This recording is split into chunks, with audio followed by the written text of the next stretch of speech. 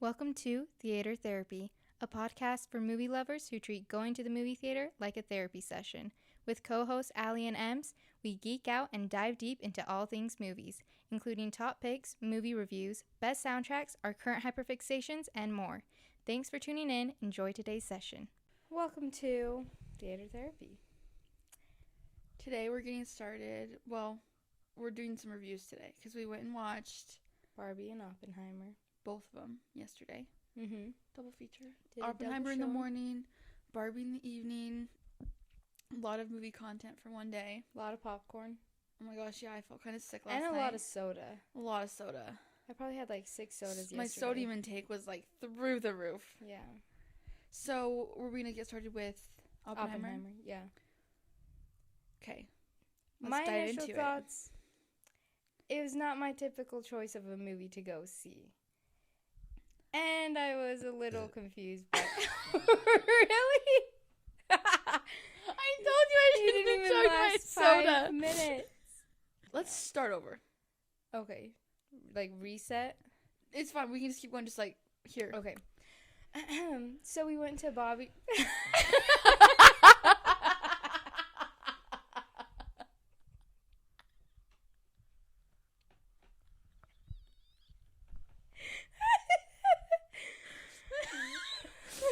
Okay. Oh no. I'm already crying. Why is it that I cry in every episode so far? My gosh. Why is it that you can't talk? I don't So we know. saw Bobby. Bobby and Oppenheimer. Oh my gosh. Okay. Well, we you did. started. Okay. Goodness. We were reviewing Oppenheimer and Barbie today because we went and watched both of them yesterday on opening weekend. Mm-hmm. So we just kind of wanted to dive into them. This is going to contain spoilers for both movies. So if you haven't seen them yet, don't listen or watch this till you've seen it if you don't want to know spoilers, because we're going to be picking them apart, dissecting them, talking about all the things for our initial reactions and stuff like that. Mm-hmm. So, Oppenheimer. What do we think? Aly had different opinions than I did. But I also don't know history very well. No. History is like my least strong So academic thing. I don't know. as far as the movie goes, it wasn't like a historical piece where it's like facts for facts what happened of like blah blah blah, because it's like from Oppenheimer's perspective of like the events and stuff that went down, Which is really interesting. yeah. Like, I did find it super interesting and really, like, informative in a way about some stuff. It just went a bit longer than I probably would have needed, because I was like, okay, let's get on with it.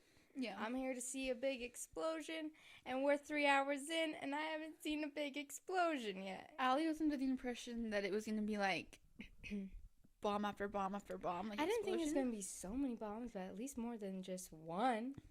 And, like, 3 tiny little poofs.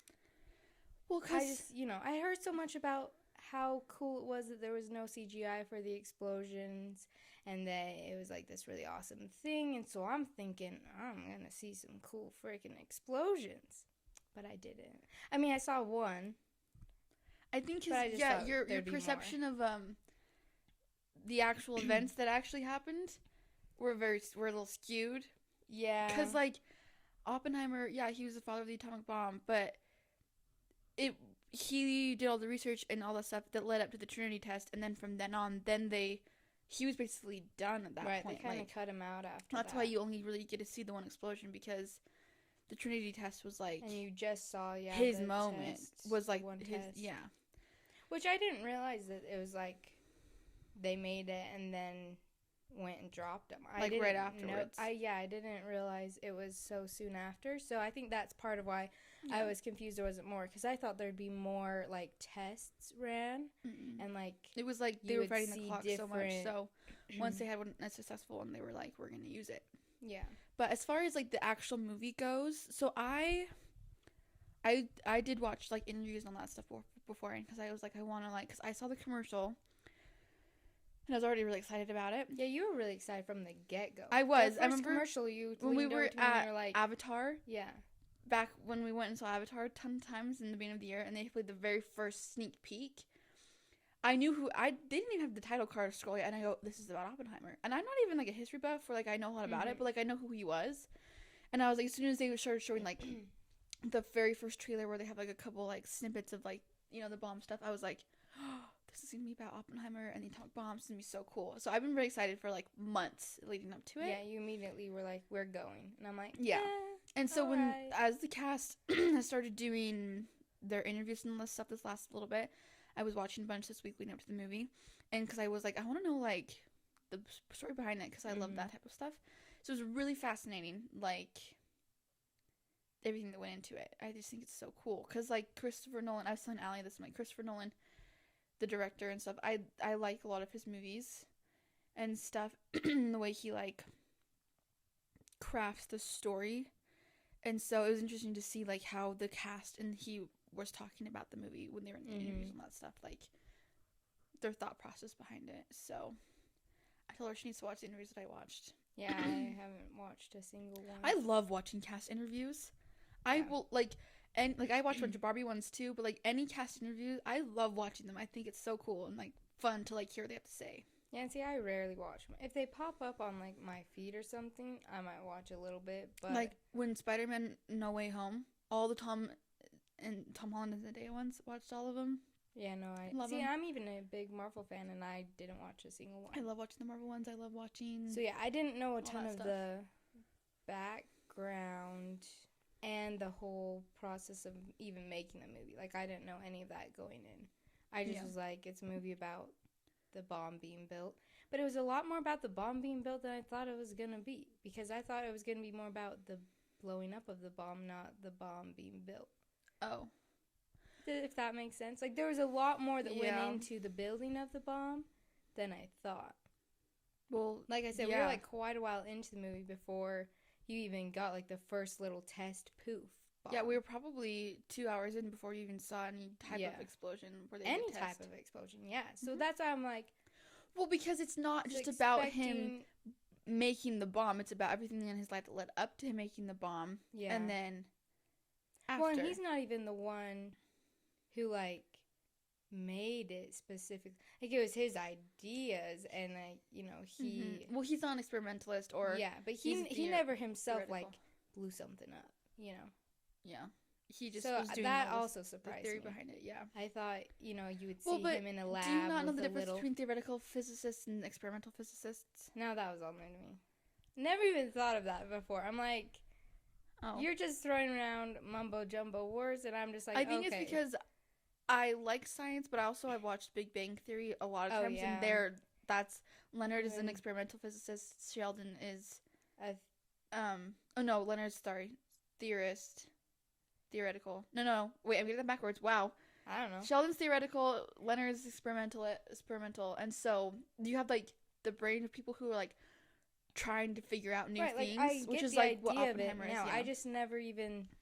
It's not something I think about on a daily, and I haven't watched Big Bang Theory, so I'm like, I don't know. Yeah, I don't do any. No, so like as far as the movie goes, I think it was interesting that they, like, really, because the way Christopher Nolan, he obviously read the book Prometheus, wrote the script heavily based off of that, and like everything in his life, and like I thought it was cool that they showed him. I wasn't sure where we were going to start. Like, if we were going to start from him already at Los Alamos, they're already doing it, or if it was going to be, like, the stuff leading up to it. So I thought it was interesting that they started, basically, with him in college when he was young, and he was, like, he was getting into quantum mechanics. For all of it? Yeah, when he was getting into quantum mechanics and all that stuff, because you see, like, how his brain was already working differently. He's so smart. He's so brilliant. And so it's, like, he could just, like, it just, like, made sense to him. Like, he could just see that, like, science and all the stuff around him and stuff like that. So I thought it was cool that they started from his younger age, and then you saw, like, all the events of him, like, leading up to him being put in charge of the Trinity test and all that stuff. And it was really interesting. It was really cool. I liked whatever that one professor dude said to him that was like, you either can read music and hear it and fine or whatever, or you know, you can, if you can't read it, as long as you can hear it, you'll be fine. And that kind of played into his whole mind working in a different ways, because he wasn't good at math and doing the lab tests and everything, but he's like, I can hear the music. Like, I know what's going on. Yeah, like the science is everywhere and stuff. Yeah, I thought it was really good. The casting for this movie was immaculate. I don't know if you saw anything on like online of them like comparing the real person to the actor portraying them, but they cast very well. I saw like one picture of them like all and like and lined up. Cillian Murphy, he lost some weight so that because Robert Oppenheimer was pretty skinny. Yeah, he was really skinny. So he lost some weight because he wanted his clothes to even hang on him the way that they hung on Oppenheimer more. Wow. So he got like the physicality of it down. Wow. And stuff, and so I love that.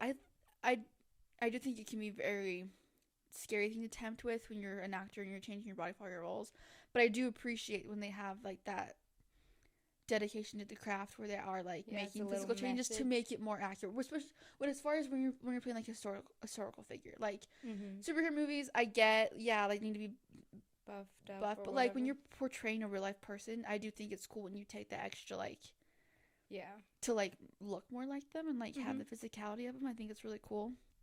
And like the casting was just it's pretty intense. So many big names. There's a lot of like little people, not like people that you haven't seen in like on a bigger blockbuster movie like this.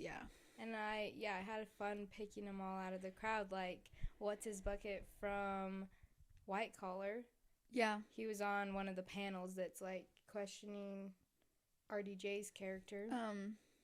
And that was fun. Because, he pops on screen and me and you both just go... Yeah. Like, oh my gosh. I can't remember the actor's name now, so that people know who we're talking about. Either. Because White Collar is one of her favorite TV shows, and the guy who plays Peter was... Yeah, he was in there. And then... Excuse me. So the guy's name... Tim DeKay. He was in there. And which it was really fun seeing him on the big screen. Because I'm not sure I've seen him in another one. No, he's in some other stuff. He's been in some stuff, but he's not this like I wasn't expecting to see him in this movie. Yeah, me either. But that was really fun. And then Oppenheimer's buddy from college or whatever. Yeah, he was in the Santa Claus trilogy. Name? David Krumholtz. He played Izzy in the movie, his friend Izzy, and he's in the Santa Claus movies. He's one of the elves, like one of the head elves. Bernard. Yeah. And I was like, he came on screen, and I'm like, Bernard's all old and grown up, and that's why I was like, do you recognize who that is? Yeah. Because I didn't want you to not recognize him. I did recognize him. It took me a second because I'm like, why does that guy look so familiar? And I'm like, there's no way he's that kid from the Santa Claus movies. In my mind, he should still be a kid, but he's all grown up. And it was really fun getting to see him in a movie again. It was really cool, like, and in some of the interviews I saw, the cast for this movie, because the interviews I watched was mainly Nolan, RDJ, Emily Blunt, Matt Damon, and Cillian Murphy were the main ones that I watched, and the way that they would talk about the cast as a whole, and like, RDJ was always hyping up Cillian Murphy in the interviews, and I'm like, I already love RDJ, and like, to see him, like, it was fun seeing him in a new role, like, too. In a different role, but also, like, just, like, boosting up Cillian Murphy just, like, so much, and, like, you could tell that he, like, admires him as an actor and all that stuff. They're talking about him, and they're talking about all the cast as a whole, like, Rami Malek, which he was the guy at the end who, I can't remember that character's name, who exposed Strauss, that guy.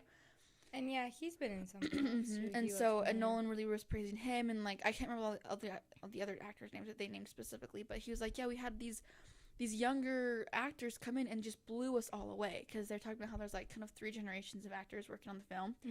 So you got like RDJ, who's like, he's well seasoned, he's been in a lot of movies, all that stuff.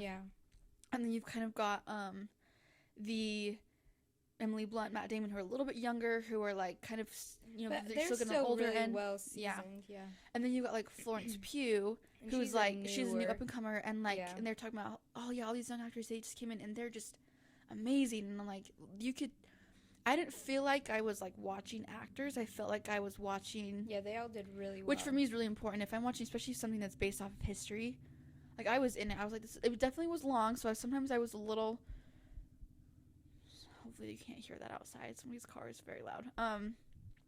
It was definitely a longer movie, but I feel like I didn't feel too long where I felt like I was sitting through like a historical thing.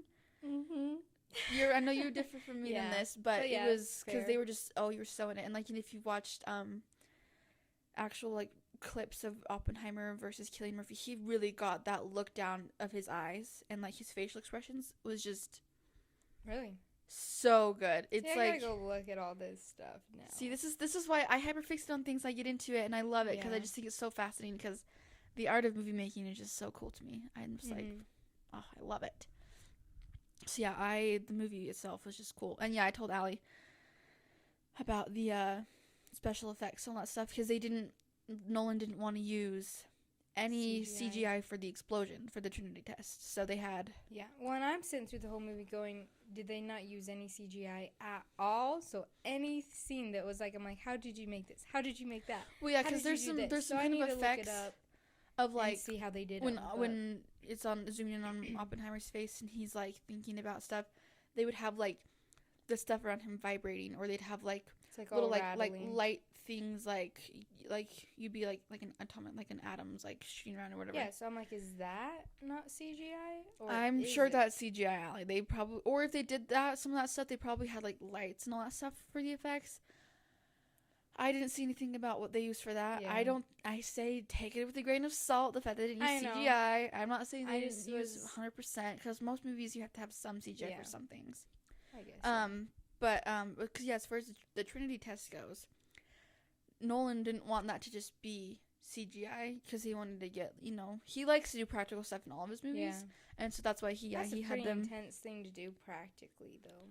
Yeah, we'll try to make an explosion that's not atomic, look atomic, and have, scale it down enough where you're not gonna obviously endanger people. Yeah. But where you can then, make it look cool. Make it look huge. That's why special effects people are so cool. Well, and the details, I mean, they had shots that was like so zoomed up into the fire and stuff. I'm like, how did you get this? Some of those are like generic shots. You do not realize that. I swear some of them are like some of them where it's like the fire is just like curling, and it's like, that's like a generic shot used in so many movies. Are you kidding me? Oh. At least it looked generic to me. They filled it with some filler shots? Like, I don't know. Some of it looked like that to me, though, a little bit. I was like, that's like a shot you see in like every movie. We gotta look that up, because that's interesting. That's just what I think, because I mean, it did look kind of like my knowledge. I'm not saying I know a lot about how movies are made, but my knowledge of how movies are made, I feel like that's probably might have been what they did on some of those, because like maybe it's like the screen from Star Wars. Did they blow it up to like get it? Did they just do it once? Did he say in the interview? I think they did it a few times, I'm sure. Yeah, that's just a hard thing to capture, because I mean, we're seeing it and it looks like it's happening in like slow motion kind of, but this whole movie was shot on instantaneous IMAX on 70 I think it was 70 millimeter.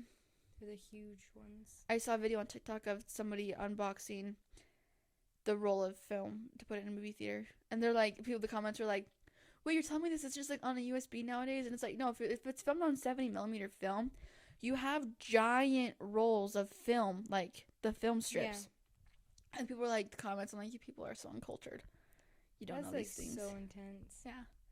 But that's why, like, the movie, I think, too, watching it, you don't feel like you're watching, like, you feel like you're watching more real life, because it's, like, 70 frames, I think it's 70 frames is what they said they use. You see more of the emotion, because it's, like, it catches more of the nuances and stuff like that. So I feel like that's why all the shots of his face, I was like, this is so cool. I was holding myself and I'm like, this is so cool. I feel like I can just like see the emotion on his face. Actors fascinate me. I just think it's so like impressive that they can just do that. Yeah. Get so into it and stuff, and like the micro expressions and like the way that he was talking, because Cillian Murphy, he has a slight accent. I can't remember where he's from. Oh, he does? But then to like have the speech pattern of somebody in the 1940s. Yeah. And like Emily Blunt, she's very British. I always forget she's British. And her accent for Kitty was so good, because like think about like more transatlantic kind of. Yeah. Not very transatlantic, but like that early talk and stuff. So yeah, they all did really well. Yeah. I loved how Florence Pugh talked. She had a very good like. Yeah, it was very similar to her Little Women accent. Okay, I haven't watched that, I don't think. What? That's how I came to love her. I love that movie. Yeah, I didn't realize 2019 she was Greta even Gerwig, in it. Little Woman. She started getting popular because, of Black Widow Black and Widow, all that stuff. and then everybody keeps putting clips of her in Little Woman, and I'm like, she's so good in that did movie. I never watch this movie? I watched it so many times. I think I did maybe once, but I probably didn't pay attention. It's probably like Pride and Prejudice, and you thought it was boring. And didn't watch. It was really good. I like the movie. But yeah, she was great in this movie. It was funny, I saw an interview where she was like, yeah, when Nolan approached me, he's like, it's a small role. And she's like, I don't care. Like, I'll be in it. I want to be in it and stuff. She did really well, too. Mm-hmm. Yeah, warning to anybody, though, there is slight nudity in this. Because it is a rated R film. So they have... I was shocked. I was not expecting any nudity. The F-bomb drops a few times. And then... Because she was Oppenheimer's, like, lover / mistress. Yeah, which I had no idea what her character was supposed to be. So I was like, so Aly was like, oh. I was like, alrighty then, So, but not very much. Not just a little bit. But yeah, she does really well. Yeah. I quite enjoyed her character, and to see him, like, struggle with that whole... Yeah. It was just overall, definitely the point of the movie was to make you think about stuff, and it was very heavy. I would say it's a very heavy movie, but like in a cool way where it's like it makes you think about, like, you realize, like, okay, this actually happened. The world has actually changed because of it. Yeah, it's a movie, but this happened, and to some extent, I mean, it's pretty much reality, Yeah. So it was kind of weird. Definitely left, like, thinking about a lot, and... Which is what Nolan wanted. He wanted people to, like, think about it, which hits the mark. I think it was a very well-made movie. I would be so mad if there's not so many nominations that come out of it, because those actors were amazing. Cillian Murphy deserves an Oscar for that movie. I'd be surprised if there isn't because, my goodness, the acting was just phenomenal. Like, it was so amazing. So it was very good. Yeah. Any last thoughts on Oppenheimer? I would definitely recommend it. I would say, since it is rated R, it's definitely not catered to young kids at all. I would say 18 plus for sure. But for the most part, like, if you're... It was a clean movie besides, like... It's just, it is heavy, though. Like, if you... And it is a couple swear words, but it's just, like, the heavy content that I feel like gives it that rating. Yeah, and it is pushing 3 hours, so it's longer, but I would definitely recommend seeing it in theaters if you can, because of the way it was filmed on IMAX. If you have access to an IMAX theater, it was give you the full effect. Very, very cool to, like, because, like, when they did, I guess, talking about the actual explosion itself, when they did do the Trinity bomb on screen, like, Aly was in your comments being like, it was weird how, like, they hit button and it was just silent. Yeah, it was cool because they had, like, I want to say almost a full minute of just... It was a long period of time. It was probably more than a minute. It was probably like 2 to 3 minutes of just... And you basically... All you hear is basically Oppenheimer breathing. Yeah. Like, not like... It's not like... It's just like him, like... Yeah. Like, they're all... Like, they press the button. You see it go. They're all shielding their eyes with their glasses and their goggles and stuff to shield from the radiation. It's, like, really bright. And you see the whole... And you just kind of hear him just, like... Flames and like, stuff. trying to take in a breath because he's like... Oh my gosh, it worked. Like, it exploded. And then after that, then it was cool because they had, like, it was rotating between the 3 different groups of people that were watching it. They had, like, Oppenheimer in the little hut thing with the guy that pressed the button, and then they had the general at a different location with a bunch of people laying down from the, like, not watching, and they had another group. And so it was rotating between the shots of the 3 groups. So then when you had the actual boom happened, you had it 3 times because they showed each people and how reacting. Yeah. And, like, the force that came with it. Yeah. People were knocked over. Stuff. It was so loud. And then you had them all cheering and all that stuff. So I thought it was cool to, like, how they filmed that. To show, like, it wasn't, really interesting. From where they were, they didn't hear the sound automatically and stuff. So it was just, like, the after. It was, like, shock. Silence, yeah. Anyways, I thought that was really cool. Yeah, that was a really cool moment. And a good explosion, so. Yeah. So, yeah, I think it was good overall. I say 10 out of 10, recommend. The more history you know, the more you'll enjoy it, yes. I feel like. Yeah, and the more you know about the movie a bit. Oh, and the other thing I wanted to say that I found really interesting with the way Christopher Nolan did it is when you were in Oppenheimer's perspective and it was his first-person view, it was in color. Yeah. But then if it was kind of a more broad view or not his perspective and like third person, I always wonder if it was more of Strauss's perspective though, when it was in black and white. It was kind of, because you had, so I guess too, we talk about this. The movie was kind of a look back. So it was like, because after the bomb and after they dropped it and everything, then they, then the Russians somehow got knowledge of an H-bomb, and then it kind of on all that stuff, the investigation that went into Oppenheimer and discrediting him and all that stuff, the war between him and Strauss and everything that happened. So it was kind of like, the movie itself was kind of like, he was on the board explaining his life, and then it was like, so that was on color, and like everything that he was telling them was like a look back and stuff in color. And then you had Strauss trying to get into Congress, and him, kind of on trial-ish. But not on trial. And so that was all black and white. So it was kind of, it was really cool, like the distinction of Yeah, it was Oppenheimer's whenever view. it wasn't Oppenheimer's first person view, it was in black and white, which I found really interesting. And I'm glad I knew that going in. So I didn't see that online. I just saw that the script itself was written in first person from Oppenheimer's view, which, like Matt Damon said in an interview, he's never seen a script written like that. He's always like third person, where it's like Oppenheimer crosses the room and Kitty or whatever, but it's like I walked across the room to the door. It's like all in his perspective, which is really interesting, which is really cool, because like that's how he wanted the movie to be made. He wanted to be everything's on Oppenheimer's back, and then everybody else is just like around him. And so when we were in line, Aly was like, "Did you see the black and white thing?" And I was like, "I didn't see that actually, but I think it's really cool. It's like smart to show." Okay, so yeah, that was our views on Oppenheimer. Yeah. And now on to Barbie. If you notice our outfits. If you're watching versus just I listening. guess if you're watching, we got our Barbie tank tops on. Our and pink and everything. Yeah. And So with Barbie, first of all, I love Greta Gerwig as a director, because she directed Little Women. Yes, which I haven't seen, as we mentioned. But I love the way she directs. That's why I was already excited about it when I heard that she was directing the Barbie movie, like a while ago. Did you have any reaction when you heard about a Barbie movie coming out? Did you when you saw the cast? Because like when I saw Margot Robbie and Ryan Gosling, I was a little worried just because they seemed a little bit older, but it makes sense for how they did the movie, so it worked for me. I mean, but were you like, what the heck? Like, I don't know if we talked about this.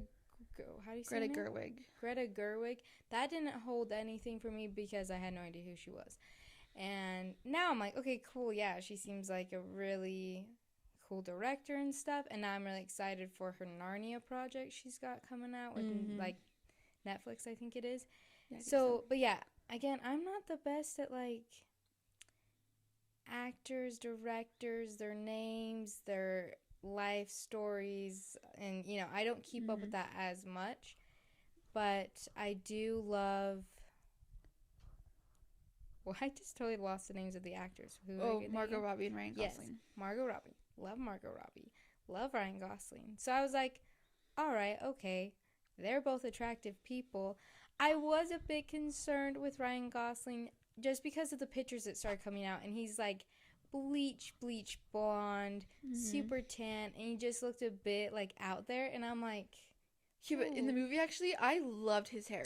Yeah, fabulous. Weirdly, I was a little nervous about it too. I was like, his hair, but I actually loved his hair. It looked so good. So yeah, I was just like, you get those like kind of grainy well, it's hard too, like when they post that and then the internet like tears it apart. Yeah. And I'm like, okay, but but really, I mean, I was excited. Nobody really anyways. knew what the movie was going to be about exactly, anyways. And I feel like after watching it, their casting made sense, because they could have cast like somebody my age, like a 20 to 21-year-old girl, to have that's younger, and like a young guy to make them look more like Barbie dolls, But it worked. I think in my mind really though, great. They still matched. Oh yeah.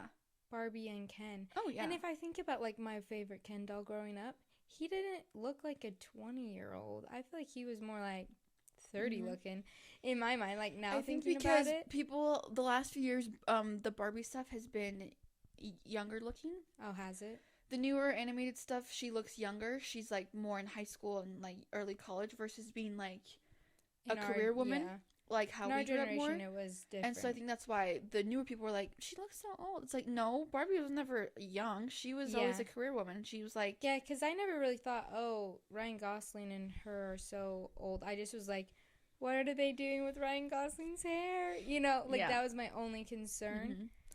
But they still fit. I'm like, they seem like the right age to me. Yeah. Depending on what, you know, version of Barbie you're doing. Yeah. So I was really excited. I was kind of like, what's this gonna be about, you know? Mm-hmm. But the more we saw about it, I'm like, okay, we're having some sort of, she goes to the real world, which I love the preface of that. It reminded me a ton of the life-sized movie back in the day with, oh my gosh, what's her name? She's got red hair. Lindsay Lohan. Do you remember that movie? No. It was a Disney Channel movie when we were little. And she has a Barbie doll, and she wishes her to life, and it's... Oh my gosh, I forgot about that movie. What is the Barbie doll's name? What's her name in real life? Oh my gosh, I'm looking it up. She's the model. Oh my gosh, 1,000... The actress, yeah. We loved that movie. Okay, what's that? Let me look. Lindsay? I think it's called Life Sized, if I remember correctly. 1,000%. Yeah. It's a 2000 film. Tyra Banks. Did you the Barbie doll? Yeah, Tyra Banks. That's her name. I'm like, she was a model. I don't remember her being the Barbie doll. Oh my gosh. That was probably like right at the height of her modeling career and stuff. I forgot about this. Oh my gosh. You didn't think about that at all then? This whole time? No. That's all I've thought about is how it's like a adult version of that movie. Is this on Disney Plus? I don't think it is. I've never seen it on there. I don't know if it is or not. Yeah. I totally forgot. I didn't even think about that going into this. Because it's in that movie, the girl wishes her doll to life. It's a little different. You never go to Barbie World or anything like that. But yeah, you have. But her doll comes to life, and you get like a life-size Barbie. How she is in real life, and like it's funny. And yeah, she realizes what the real world's like, and goes back into being a Barbie at the end, I believe. Yeah, she does. And so the whole time I'm like, oh my gosh, this is literally life-size, but different, obviously, in many ways. And it's like the adult version of it now. And so it gave me a ton of like childhood joy, you know? See, I didn't think about that. I just was thinking about how like the script was written and like how they talked was just very much like how you played with your Barbie dolls. Yeah. Like the way they talk and like the way they act was like so spot on. I'm like, I feel like if this was a film made by young girls playing with their dolls, this is exactly how it would be. Like the talking and stuff for the most part. Yeah, as far as like hi Barbie, hi Ken, and like hi Barbie. You know? Like, just like the back and forth are just like this little nuancey things that you wouldn't really think about, but like they just the script was just so good for as far as that stuff goes. I'm like, wow. I feel like as two Barbie obsessed lovers as kids, like we used to play Barbies all the time. Religiously. That made it so fun to watch because they kept having like these nods to how kids would play with their dolls, and I'm like, we did that. We did that. Yeah. I had that doll. I had that dog. I had that outfit. I had those accessories. So that like was really that fun. Was so fun. No, yeah, because they had I thought it was interesting that there was a narrator. Yeah. Because like when like how the film started, because it started basically with the original trailer, the 2001: A Space Odyssey like nod. It starts, the movie itself starts like that, and then you have the narrator the whole time. Well, it doesn't narrate the entire time, but like you have narrator voiceover. I do think it was fun that like like whenever something would happen in Barbie Land, then it'd cut to like a commercial for a new Barbie. Like there was one part towards the end of the movie, Barbie's all depressed because of what the Kens are doing and all that stuff, and she's like laying on the ground crying, and then it cuts to like commercial that's like new sad Barbie, and she's like a Barbie who has like tears on her face, and then it's like rewatches ABC's Pride and Prejudice in her bed in her PJs, and the audience because the audience we were into was like a bunch of like women and like older moms and all that stuff, and I was laughing so hard, and like when they'd cut to the like commercials for the different Barbies and something would happen. Oh, it was so funny. I'm like, because like it shows how like it would be marketed. Yeah. And it just it cracked me up. I'm like, that's so really smart. Fun aspect, like, especially because like that in. Barbie world affects the real world through the dolls, and like when Ken makes his whole Ken dojo casa house whatever, then it's like in the real world these are flying off the shelves. Yeah. It was really. I thought it was so smart. Yeah, I really quite enjoyed it. The costume department popped off. Oh my gosh, yeah, the costumes. were I wanted every single one of her phenomenal. outfits. I'm like, this would have been the dream movie to work on, to just dress up literally like a Barbie doll every single day and have. And the set Yeah. was amazing. Did you see any of the behind the scenes footage they released beforehand of Margot getting a lot of the set was real. Yeah. Well, like they went through so much pink paint to get everything. Yeah. So pink. You see everybody at like. There was a thing online that was like, the world's out of pink paint because of this Barbie movie. Yeah, I thought literally. that was so funny. Yeah, the set was amazing. I loved Margot Robbie's hair the whole time. The wig was... Her hair was fabulous the whole time. The shade was perfect. Yes. Like that, like platinum blonde. I swear you had a Barbie that looked just like her. I do have Barbies look just like her at my house, like at home in my bins and stuff. And then I love how it was like long and curly, but then like it would switch it up, with her outfits and all that stuff. Which is exactly because I was always styling my Barbie's hair. I'd put it in braids and I'd pull it up and then it was just like long and curly and it always looked great. Because she was a stereotypical Barbie where she's like always perfect and all that stuff. Yeah. So that it was very fun. Overall, like it was great, and then the underlying tones of it were very. I thought very good. Yeah. I actually really enjoyed it. I'm not usually one for movies that are like. I wouldn't say this was a feminist movie. I mean, it was, but it was like not in a shove it down your throat and that's way. what I appreciated, because I don't like when it's. I'm all for feminism, sure. Like I'm, more like it's just without getting too political. You know what I mean? Like it can be a little cringy sometimes because they try too hard with it. Like for example, Avengers Endgame, and it's all the women together, and they're like. See, I didn't love that power shot because it was just like it just felt a little out of place and unnatural. I'm like, that wouldn't have naturally happened. It didn't really feel like an organic thing. So it's like moments like that I'm like, okay. But this whole movie, like and I've just been seeing on TikTok and like people analyzing it. I'm like, it really, there's so many underlying like tones and feels of it. Yeah. That I think it was so beautiful. I was sitting there watching it and I'm just like, this is like such a deep. Yeah, I mean, again, I left the movie thinking a lot about like all the different layers of everything and. Well, because the way that they portrayed, and I saw this I was on TikTok this morning, and I like the way some girl put it. She's like, Ken represents kind of, what happens when a boy goes from a boy into the world of a man, and he sees his place in the world, and he understands the power that he has. And then Barbie represents a girl going from being very young and naive into a woman and seeing, and then like at the end of the movie, Ken didn't really change that much. He didn't even apologize for the stuff that he did, if you think about it, which is kind of typical for men. I guess you're right. He didn't. Barbie apologized to him. Wow, yeah. The silence. She apologized because she felt bad. She thought that she was going to be hurting him. And it's like, Barbie shouldn't have been the one apologizing. She didn't do anything wrong. All he wanted was all this stuff. But he didn't have to take her land. He could have built his own. Separate from her. He didn't have to take her house. He didn't have to do any of that. And it's kind of like what happens with young boys. Like, they don't... The way that they're taught is kind of the same thing. Like, they just... As they grow up, because they just see in the general world, the patriarchy and everything that happens, that they don't lose anything. They just get to have whatever. And, like, girls, like young girls, like, we end up apologizing for all this stuff all the time anyways. Yeah. Well, and it's really interesting, their whole relationship of sorts through the whole movie. I did find it interesting they decided not to make them together, but it made sense for the movie. And actually now seeing some more stuff online, I actually like it better that they didn't make them end up together. If you think about it, the whole time he's like pursuing her and trying to get her to like him and hang out and all this stuff. And she's like, I don't want you here. Yeah. Like, oh, you're a good friend or whatever. Like she never is like tries to do anything. He's always coming on to her. And then at the end, she's like, I'm sorry, like, I took you for granted. Didn't want to hurt you for things. And I'm like... And it shows the difference of how we think. And, like... Yeah. And I think I really loved how, like, at the end of the movie, like, she didn't go back. Because now that she knows how the world is, she can never go back. And I think it's kind of a testament of, like, how it is as a girl when you grow up. Like, once you realize how the world is, you want to go back, but you can't. And it's just kind of the reality of it. Yeah, her whole I never wanted anything to change, but it's like, and then that's like life. And then like America Ferrera's character, I can't remember the girl's name, her name in the movie, the real life woman, whatever. She's like, honey, she's like, that's real life. Yeah. You like everything changes all the time. You can't control it. And so it was really the undertones that they had were just so amazing. And some of the quotes.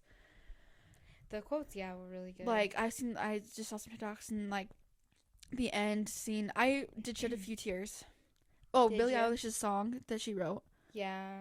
That was really I passed stuck in my head. It's so beautiful. And the flashes of everybody like growing the up montage and the all that life stuff. and everything. Yeah, some of the lines of this movie was just amazing. Like I loved that I want to be the one imagining. Yeah, I was going to say that one. I was say, I want to be the one imagining. I don't want to be the idea, which is like so cool. Mm-hmm.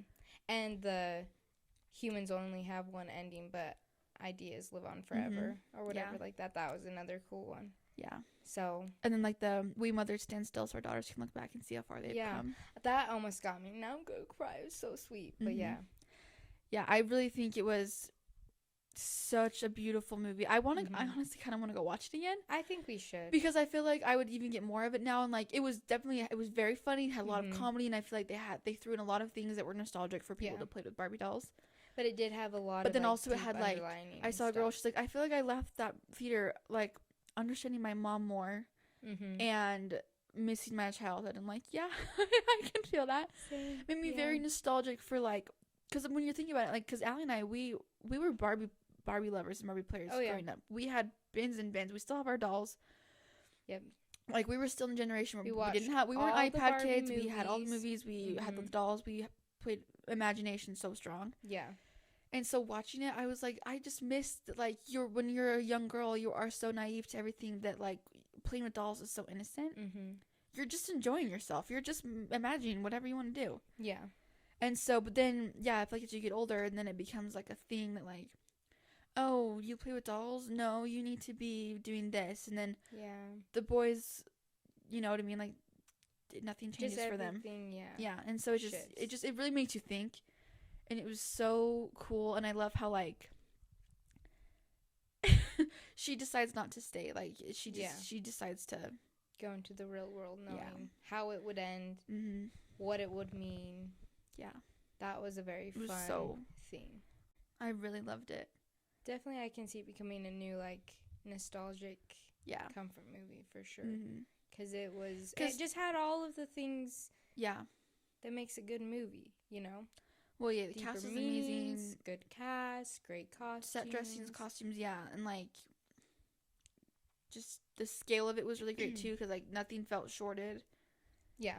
And everything, so it was just, it was kind of amazing. I love Greta Gerwig. I feel like the way she directs is just so intuitive, and, like, how she sees it was just so cool. And so I was excited just in and of itself just for that. And then, the cast was amazing and everything. So the cast was really fun. We had a lot of star-studded people. You know what I mean? Like, some different faces I didn't expect to see. There's some, like, people thrown in there. I was like, oh, they're in this movie, too. Like, it was kind of fun. Yeah. And they had, like, throwbacks to different Barbie dolls, like that had been discontinued. Midge, the pregnant Midge, which I had growing up. That. Do we still have that? Yeah, I still have her. I still have the dress. I got the baby. I just remember her name being Midge, belly. So I didn't know her name was Midge either. So I feel like I didn't know but as soon as she popped up on screen, they're like, "That's I'm Midge." A little Don't look at Midge. Yeah, they and didn't have Teresa because Teresa was very nostalgic for us as girls because no Kelly. I was always Barbie and Aly had the Teresa I was doll, always Teresa, and like we religiously played with those like in pair, and so I was a little sad they didn't have Teresa. They had other Barbie dolls that looked like Teresa, but they were all just Barbie. Yeah, they were all Barbie, which I think it would be really fun going but I also, forward to see a Teresa. I also get why they just kept everybody just Barbie because then that was like the point of Barbie can be anything, not just like the Barbie universe is anything. You know what I mean? Like I think they're trying to focus it in more. Sense. Because I feel like if you get too broad with things like that, then it's like a little more confusing. But you lose like the simple messaging. Yeah. But yeah, it was like for nostalgic sake, I'm like, man, there's no Teresa. I will say one of my favorite parts that almost got me in the beginning, more in the beginning of the movie, when she first gets to the real world and she's sitting on that bus bench in her outfit and she's like seeing the people around her and she's crying because she's just recognizing like the humanity in everybody around her and she's feeling empathy and she's feeling all these emotions. It almost got me because it made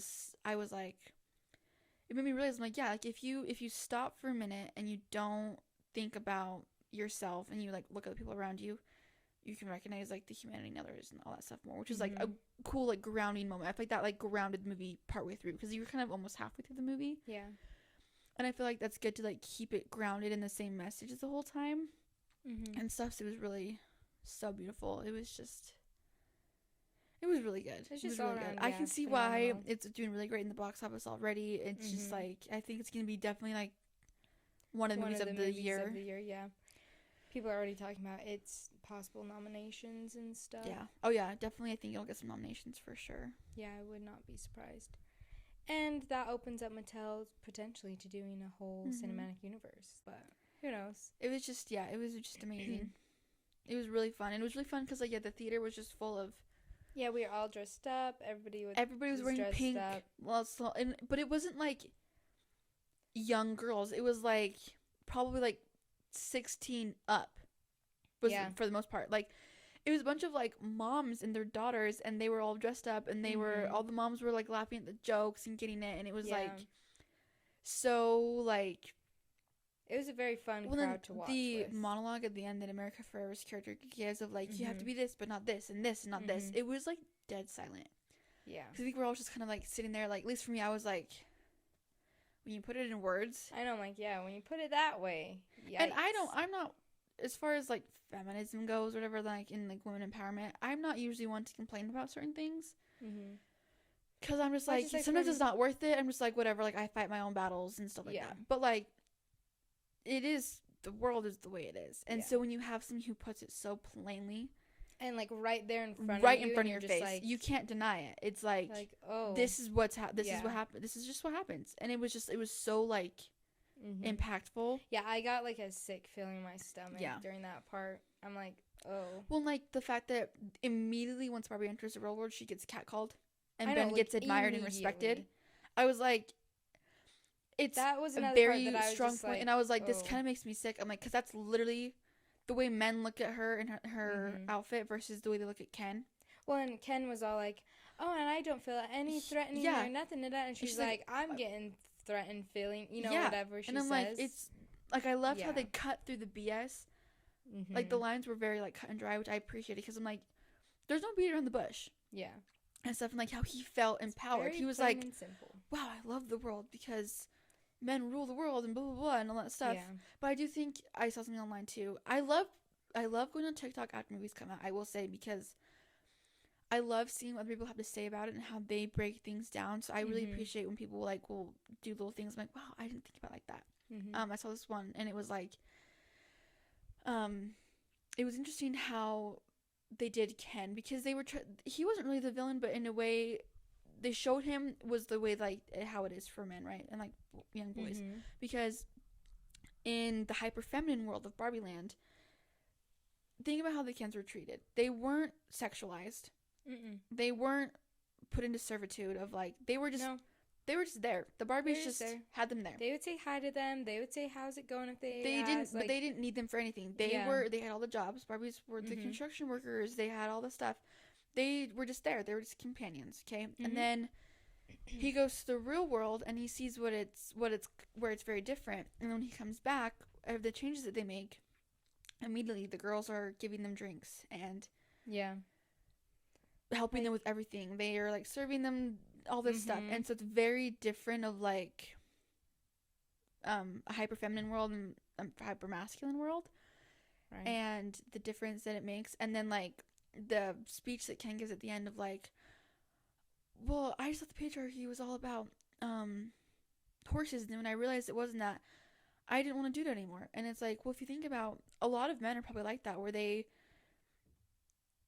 get sucked into the real world as they get older, and the media and everything just feeds into them saying like, well, men, this is your role. Women, this is your role. They don't really take a second step back. But like some of them get into that. It's like Alan, he was always, he's like the type of man who supports women in the right way. And he so helped, like, and he was just there to help, and he didn't need anything. Unproblematic. And so I thought it was cool that they were like, well, like Ken at the end, it was showed like how a lot of men probably still have that feeling as boys, where they don't care if women are in positions of power or if they're doing all this stuff. He's like, I actually didn't really enjoy leading that much. And I'm like, And so, like, he wanted to take a step back. To everybody. He still didn't apologize about his stuff, which is typical. But, like, he didn't really want to be stuck in that. So I think it was cool that they showed, like, not all men are like that. Some of them just don't have the opportunity or don't understand. Or it's just not how the world is. And so they just get caught up in the whirlwind of everything. Yeah, the underlying tones were just amazing. It was just so, like, and I thought you could just dissect it for hours. Yeah, there's so much to think about with it. And I feel like watching it again, I would pick up on even more things. Yeah. Because there's a lot of, like, subtle nods to stuff, I feel like. Oh, yeah. That you might not pick up right away. You know what I mean? Yeah, it really does make you think. Both movies that we watched yesterday made me think. I went to bed last night, my brain was so full. I'm like, oh my gosh, like, it was a big day. Because I feel like Oppenheimer was, like, the reality of just, like, humanity in and of itself and how, as a whole, we can tear each other down so easily. Barbie was, like, the humanity of, like, the individual people. Yeah. Of, like, everybody has individual worth versus just, like... It was very different. Just a lot to think different, about. But at the same time, similar tones of, like... Yeah.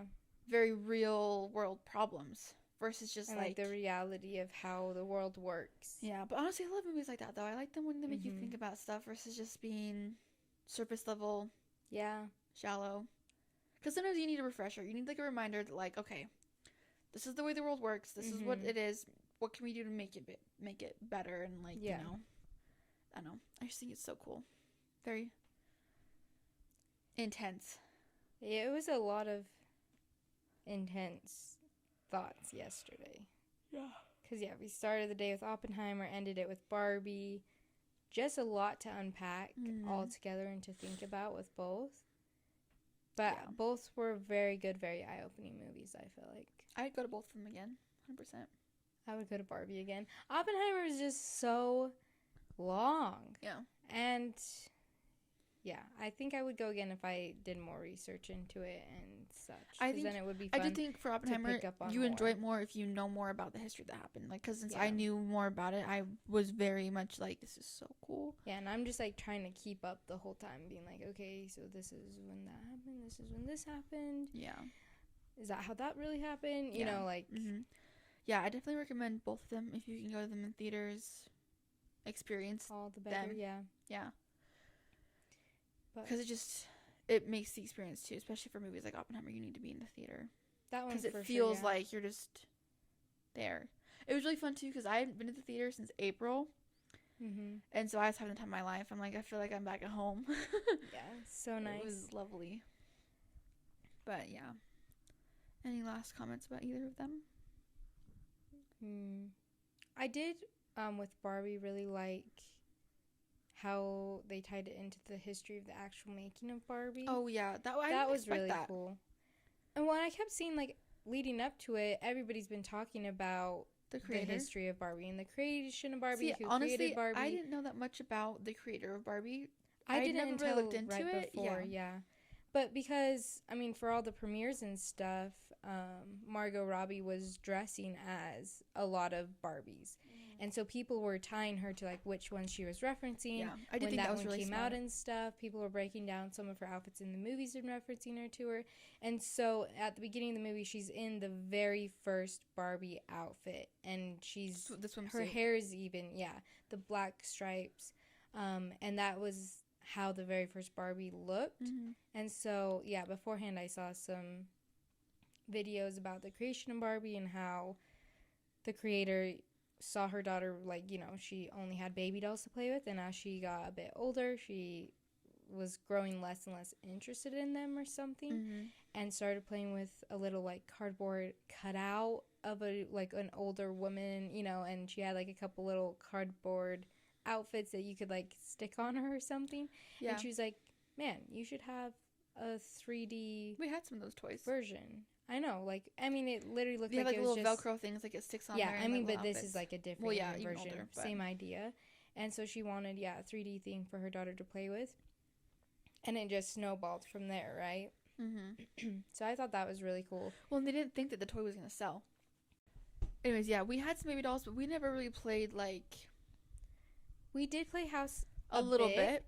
But I would say I enjoyed Barbies more because we probably played house and 10% of the time of our entire childhood. And so I feel like it was very rarely. Barbie was just so pivotal for a lot of young girls because like it was you could just do whatever you wanted with them. Well, yeah, because we would grow bored with the baby dolls. We only could play Let's Be Like Moms for so long. And with Barbies, I mean, we would do real world Barbies. Mm-hmm. We would make them have boyfriends and go to school and have jobs and have houses and get married. And, you know, real life is what we would call it growing up. And then we also would do fairies and mermaids. And superheroes and pioneers. And they'd go camping. And Halloween time would be Halloween Town. And they'd go, you know, do witches and all that stuff. We could change it up. We would on do the everything. daily. Yeah. And we would. I remember we would be like, okay, what do we want to play today? Yeah. Do we want to play Real World? Do we want to play Mermaids? Do we want to play this? Well, and sometimes we would play like the one version of it for weeks. Yeah. And then we would switch it up. And we had like ongoing dialogues of things. Like it was just like you could just do whatever you wanted with them versus just having a baby doll and playing with the baby doll. Yeah. So much more important. Like we could just accomplish so many things. Oh, we made them superstars. We would put on concerts. Like all sorts of stuff. I'm like, okay, now they're this, now they're that. Yeah. It was such a big chunk of our childhood that watching the movie, I really did feel so nostalgic, and I loved it. Yeah, it was like, I feel like it definitely was a nod to the girls who played with them because, or just like the little things. I can't even like name specific things. It was just like as far as like the outfits go, or like the set was like the dollhouse and stuff. We didn't have a Barbie dream house. Our dad built us a dollhouse, so we had one. But like I know what they look like. You know what I mean? Like. Outfits, the accessories, and then like just like the weird Barbie. We had weird Barbies. We had weird Barbies. Not quite as extreme. We didn't draw on their faces, but we definitely cut and colored their hair with markers and stuff. But we were pretty. We took very methodical about it. Our Barbies are probably still like brand new, basically. For the most part, a lot of them, because we took really good care of them. Because we loved them. It was just our childhood. Yeah, very ingrained into our childhood. So that made the movie 10 times better, just because it was just like so fun. This is like, and added a whole new layer to it. Because I'm like the whole some stuff that I never thought about, to be honest. Yeah, at least that I hadn't like consciously thought about. I feel like a lot of it like I knew, but I just like hadn't thought about it consciously. Where I'm like, oh, this is like actually what happens. Because I was thinking about it too, actually, that. We played religiously up until I was maybe like 11 or 12. And since I was a little bit older than me, she's a little bit older, but like, because we like to play them still. Yeah, we definitely slowed down a lot. But I feel like it's because I went to school, because where we're at, we have elementary schools that feed into one middle school, one junior high, one high school. So you have like a couple of different elementary schools from around the thing. So when I was in elementary school, it was like a smaller group of kids. I knew from when I was young, and then like it was less, I guess, embarrassing to talk about those things, because I would bring Barbies on the bus and play with my friends. You did? Yeah, me and Dakota. Actually, I guess I bring two dolls. Barbies. I keep them in my backpack. We play on the bus. It was very fun. That's hilarious. Once you get to middle school, though, that's weird. Even though like technically Barbies were catered for 8 to 12-year-olds originally, the demographic got younger as younger girls want to play them anyways. But so as I got older, then I was like, oh, it got more embarrassing. So then I like slowly stopped playing because boys would make comments and really like, it just felt like it all of a sudden shut off. Or even other girls would be like, you play with Barbie dolls, like it got less cool. And I feel like you like Barbie movies? Yeah. You like Barbies? And so a lot of the tone in the movie was similar to like some of that stuff, and I'd never consciously thought about it, but I feel like it was definitely something I was aware of. Well, because really it was just like a creative outlet for us. Yeah. Because we were like very nowadays, creative kids. iPad kids don't use their imagination like at all. They're just on the computer or on their iPad playing games, not even using imagination whatsoever. And it's so sad. Like my kids are not gonna have that. They're gonna have toys and they're using their imagination and stuff. I mean, we lived 1,000 lives through our dolls and the other games we would come up to play with. Very nostalgic. I loved the movie, like a nod to all that stuff. I really enjoyed it. It was just so well made. It was just, super nostalgic. Very, like, I don't know. Warm feeling when it comes to, like, that stuff. And then the other underlying tones definitely leave you thinking. It's just, like, very deep and impactful. And I'm like...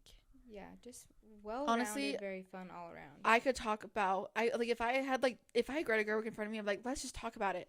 I'm like, let's just talk about it because this is just amazing. Everything. Let's break it down to each. Because it is just thing. So cool. But anyways. I have seen some of her interviews and it's very interesting. Mm-hmm. She's a very brilliant person. I feel like I love the way her mind works with that stuff. I'm very excited for her upcoming projects. Same. If I see anything with her name on it, I'm like, I'm watching that. I know. Now I need to go watch Little Women. Yes. And I am really excited about the Narnia. Mm-hmm. So yeah, I think cool. Just talk about it for forever, but you know, we could probably just keep going on and on. But I think that's a good just spot recommend to it. end So at. Yeah. So go check them out. And that was episode 2. And hopefully we're gonna just getting started with a bang. Yeah, we'll be. And they keep getting better and better. Keep going as we find our groove. Yeah. Mm-hmm. And then so you can find us on Apple Music, Spotify to listen, YouTube to watch. We're on TikTok and Instagram. Yep. Everything is just at Theater Therapy. Instagram is theater.therapy. Yep. So just find us there. And if you have any recommendations for us to watch too, you can always just comment them on whatever platform you're on, because we love movie recommendations very much. Yes. I'll watch anything, so except for haunted movies. I don't like ghosts, so don't give me any possessions. I don't like those. She can't handle that. Okay, little side note, there was an Exorcist trailer before Oppenheimer, because it was, I wanted to cry. R-rated, I was like, Aly, I can't even look. I was like, tears coming to my eyes. And the trailer it was a long trailer too. It was terrifying. I'm pretty sure it showed us the whole movie. Literally terrifying. And Emily just turns to me and her eyes are starting to watch. She's like, I can't do this. I can't do those. So don't give me any of those recommendations. I'll watch anything else. That's I can watch not thrillers. my favorite either. No I can ghost do movies. thrillers. That's fine. I can do horror. But I cannot do haunting possession movies. Hell no. So don't give me those. Just Anyways, that be. But anyways, thanks for joining us. Yeah. We'll see you next time.